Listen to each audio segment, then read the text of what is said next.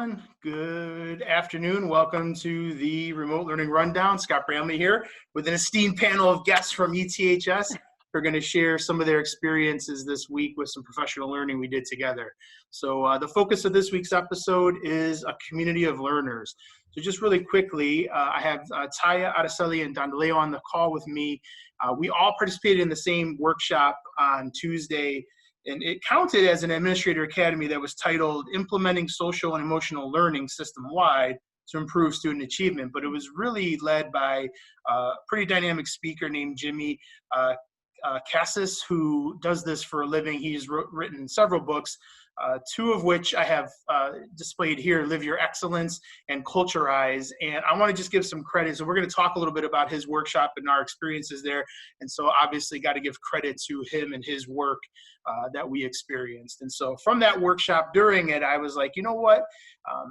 A lot of people, you know, they're thinking about, should I invest in professional learning? We have some opportunities within the school. Araceli just led Beyond Diversity 1 2 weeks in a row for new staff, and we'll be doing it so again next Monday. And so, you know, how do we take time out to really do this, right? How do we take time out to learn and grow and develop ourselves while we're still in the midst of this crisis and we're supporting everybody else around us, our families and the staff at ETHS. So I wanted to take the opportunity to share what we learned a little bit and kind of our why behind engaging in professional learning, and just to model some of this for the community. So I hope you enjoy. I have my guests here who will introduce themselves. If you wouldn't mind just introducing yourselves really quickly, and then we'll get into the first question. All right. Want to start us off, Taya? Yeah. Sure. Taya Kinsey, Associate Principal for Student Services. Dandaleo White, Director of Student Support Services. Araceli Canchola, Department Chair for Student Services. All right, thank you all. So the first question that I wanted to ask is, you know, I want to give a little context. So obviously there's a challenging times for everyone. Time is at a premium. And so I'm curious, you know, if you wanted to speak a little bit about why you decided to engage in a professional learning opportunity, or another way of thinking about this is like, why were you thinking about prioritizing your own growth and development during this time? I think that would be helpful for people to hear about that from your perspective. So anybody can start us off and jump in, whoever wants to take that question on. Well, I decided to engage in professional development at this time just because of the time that we're in. You know, it's new to all of us. We're in a pandemic, remote learning. We're all unfamiliar with it prior to 6 months ago, obviously. And I thought about the way that it was framed, that the workshop was going to be presented, and talking about a school as a community and involving all stakeholders. What can I take away from this professional development during this time that maybe can be implemented during this e-learning remote time? And in thinking about that, he talked about your school can be a school of excellence, and we all pride ourselves on saying that our school is a school of excellence.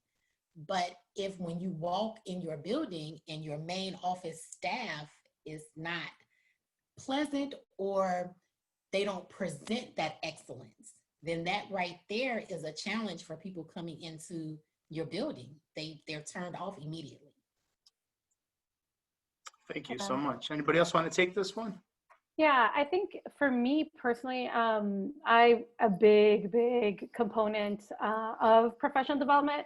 You know, similar to what he said, like we are all lifelong learners, and I really push the staff that I support to seek out PD, and I'm always like sending them, hey, this one's free, you know, check this one out. I just don't think that you ever really stop learning, one. But I also, aside from that, I attend PD, and I'm like, yeah, I knew that, but it almost re-energizes me. Like, oh, as a reminder, this is why you're doing what you're doing.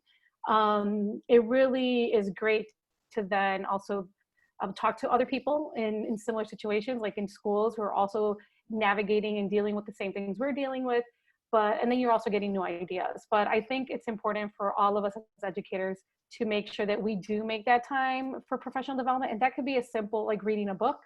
But if we don't have the time necessarily to give up a few hours of our day, but reading an article. So any of that, I really push that for my staff to make sure that they are doing that, because I think we can always learn new things.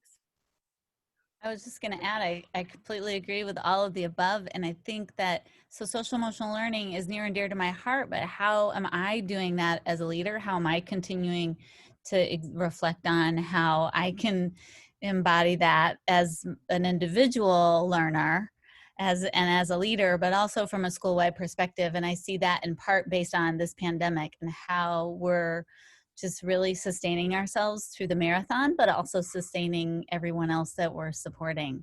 So I think there's no perfect answers, and anything that we can get to learn from that, I want to glean off of. So. Yeah, thank you all. You just think about how we're asking students to engage in learning, and we're asking students to continue to be a part of the, quote unquote, regular school. If you look at the live learning guidelines on our website, and that's an important thing, right? To have some access to some normalcy in our lives, but to recognize that, we need to continue to grow and develop, and we have to invest in those opportunities. And it doesn't have to be a full day workshop, because not everybody can do that. That doesn't work for everybody. But as you were saying, as Adeseli was saying, like whatever it is that you can continue to access information and try to grow and develop, especially now when we're all learning new. We are all novice level at this, and we're all getting better every day. But it's a great investment. So I appreciate you taking the time tonight, actually, to talk through this and your experience. So I'm going to move on to the next question, which I think is probably going to be the most beneficial to our community. And that is, what takeaways would you like to share with our colleagues based on the session that we attended on Tuesday with Jimmy? And when you're thinking about what takeaways you might want to share, also think about what audience might benefit from that. And so I think one of the key things that he said that really struck a chord with me, that we say all the time at ETHS, is that we are all educators. Everybody in the building and in the organization is an educator. And so some of the takeaways might apply more to different roles, but just kind of thinking about if there's any role you want to kind of highlight in when you're sharing the takeaway. So anybody have any thoughts on that, or anybody want to start us off? I mean, for me, again, it was just, it was refreshing, again, to be reminded about what is your why, what is the purpose, like why did you go into education? And it was really great to listen to his story about when he, I think, was feeling that burnout. And so he, I think, challenged us to rethink, remember our why, similar to what Darnisa Amante, was telling us to do maybe a year or two ago. But how we often, I think, especially I think he was talking to leaders, is that we get caught up in the managerial task, and then we forget the why, and we forget to build those relationships, not only with our staff, but also our students. And I think for me, the biggest takeaway was like, how are you building those relationships with staff? And I was like trying to process yesterday when he asked us to process on our own, like, am I doing enough? And if I'm not doing enough, what are the managerial tasks that are pulling me away from being able to build relationships with staff so I can support them? And then for them to then also build those relationships with students. Thank you. What you just said prompted me to remember his quote was, if you forget your why, you forget your way, or if you lose your why, you lose your way. And so, I mean, we've heard that from several facilitators over the years at ETHS, and it resonated with me as well. So thank you so much, Adeseli, for sharing that. Taya, looks like you want to go next. Yes, thank you for watching the social cues, but unmuting. So yeah, I think adding on to that is, reflecting on my own mindset as I'm thinking about the why. Another quote that he shared was, in healthy cultures, school cultures, work cultures, people take care of each other. And I think that's something we do really well at ETHS, but that we could do even better. And I can do better at, but I'm thinking about a lot of times recently where people took the time to understand, as he talked a lot about understand each other's stories. And I think at ETHS, we've been focused on this for a long time. And we've been focused on it with students, and the more we can do it with each other as staff to support. And I'm thinking about people who've done that with me recently, as well as like colleagues, people I support, but also people who are colleagues or supporting any of our roles, of like stopping to listen, and people stopping to listen to me too. or insisting that I stop to share. And then checking in later on with after someone has said like, hey, I'm raising the SOS. I kind of need, it doesn't mean I'm drowning, but you know, staff being able to say, take that risk and say, hey, this is really hard for me right now. Or reflect later on, I should have raised that then. And this is what I'm asking for right now. Or I just need to share this. And I just so appreciate being held accountable myself to do that, as well as having the opportunity to support staff where I can check back in on them too. Thank you, Taya. Dr. White, did you have something you wanted to offer on this one? Yeah, just to add to what Taya and Araceli have already stated about going back to your why. For me, it was the going back to why, not just my why, but going back to the why of people that you've stood on interviews with and they've been hired. And you notice the difference over a period of time in their performance or how they show up, and just going back to their why. They were a rock star in the interview. You knew they were going to do a phenomenal job.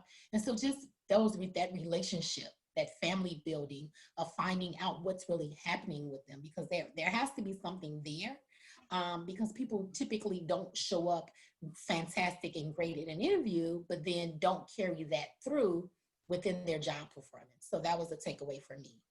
Yeah, and yeah, there's a message that's running through all of your comments really about this, you know, the relationship building, getting to know each other, but investing time in those relationships, whether it be, you know, if there's an SOS and how do I not make it be just a passing moment in time, but how do I actually invest in that?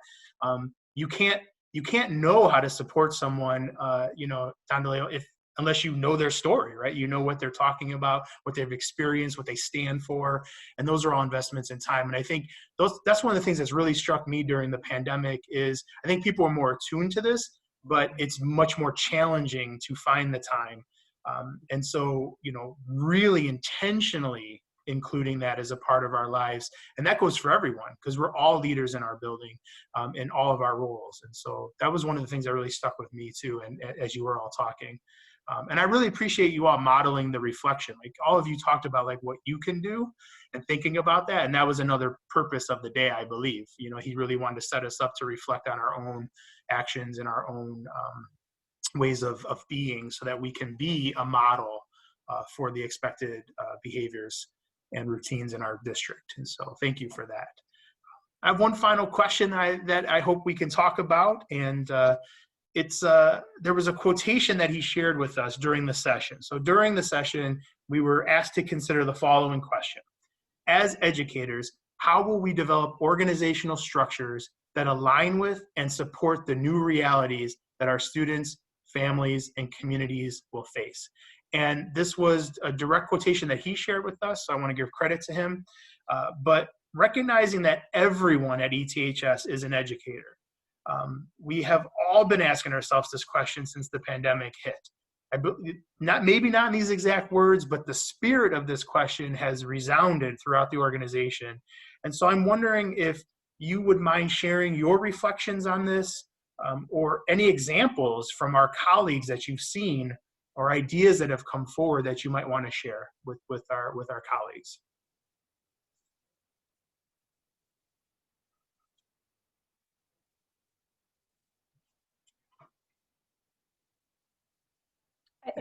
For me, I guess I think it's something that we are working at ETHS, and it was a great reminder how much relationships matter to our students.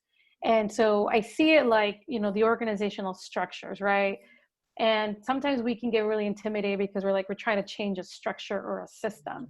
But I believe, like, you know, it goes back to like, if we change ourselves, or we work on ourselves and we build those relationships and we make an effort, then the structure changes. And that to me is what I took away a lot from yesterday, was like, it's going back to the basics of building those relationships with those students and our families, as hard as it may be. Because I mean, that's what I reflected on a lot yesterday, that as much as hard as that difficult conversation is with that family, and most of us know that, most of us know, like, look, they just want to be heard, right? They just want you to listen to them and to their story, as you were talking about.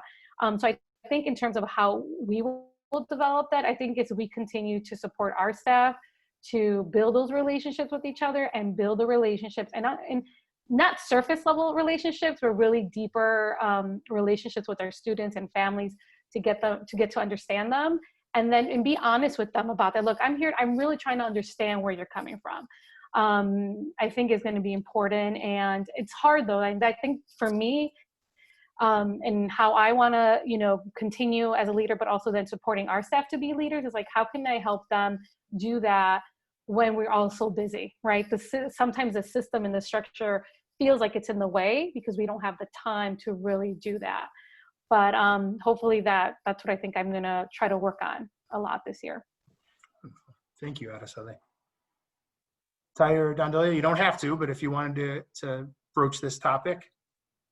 Yeah, I had wanted to add, I think there's a couple pieces, but one of them has to do with, building on what Araceli was talking about, that sense of where is my perspective taking, and how am I modeling that, and how am I asking all of us to engage in different perspective taking. He talks about like being a merchant of hope, Jimmy Casa says.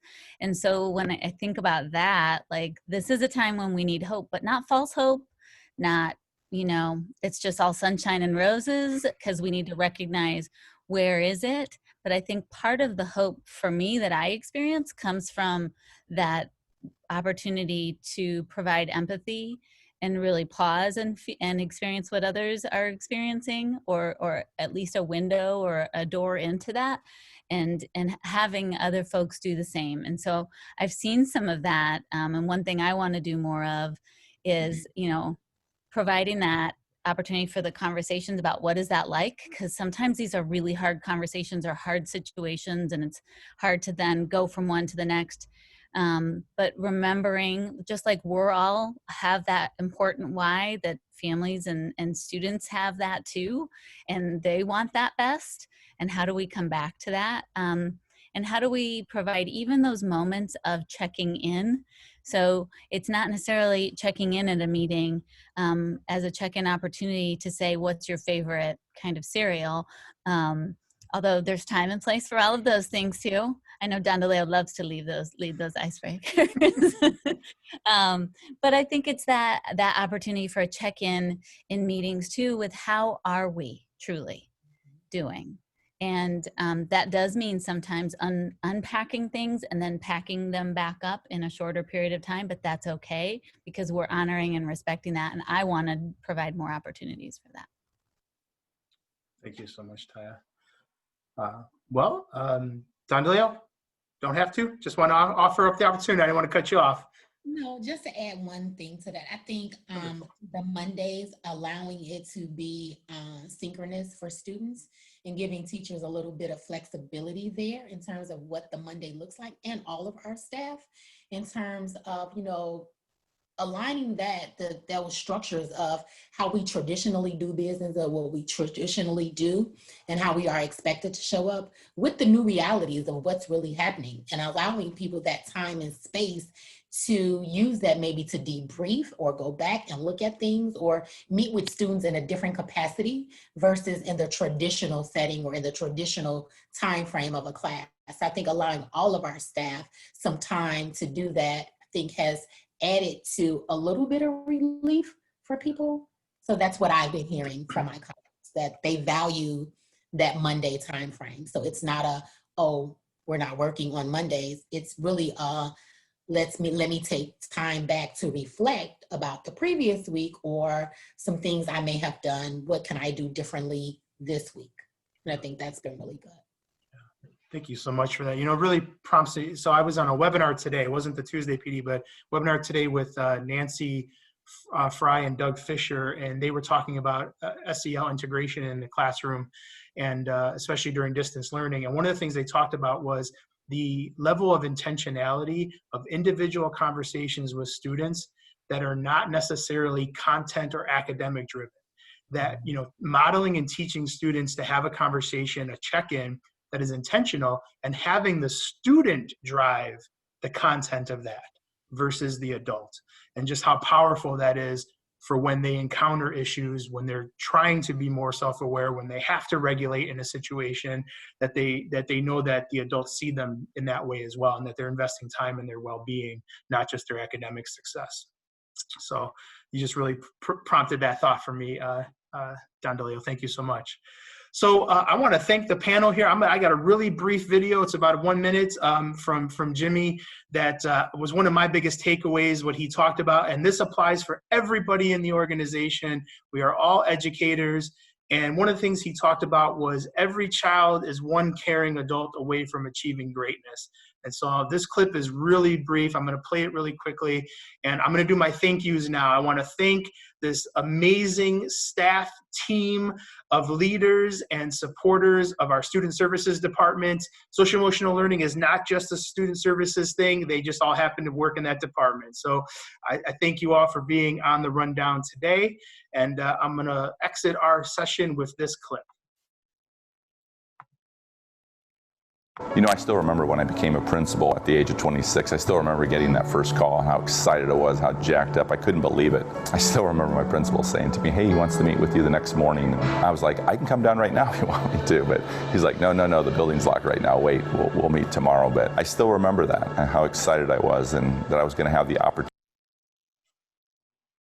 And I started having all these reflections, right? Like, how did I end up at this place? And you know, when I look back at my school career, the reality is this: I didn't have a positive school experience.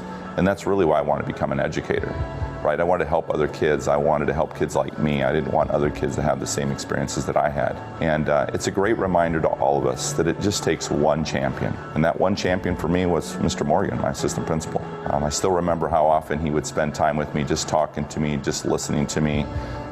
He cared about me. That was enough just to get me to want to go to school every day. And even though I was getting in trouble a lot, I knew that he would always be there for me.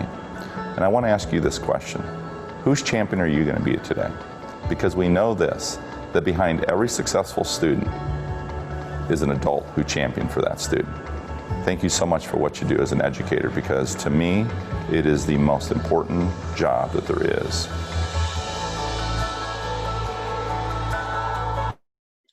Well, thank you all for staying on the show with me there to listen to that last piece. I really appreciate you being here with me, like I said. And my final thought is just be well to everybody, be well to each other, take care of yourselves. And I look forward to talking to you again in the near future on the next episode of The Rundown, which was a recommendation from staff who mentioned we don't really get to connect with everybody in the building these days, especially some of our administrators. And so I thought this would be one way that I could make a connection back to the community that I serve. So thank you again for your time today, Taya, Don DeLeo, and Araceli. Thank you. Thank you.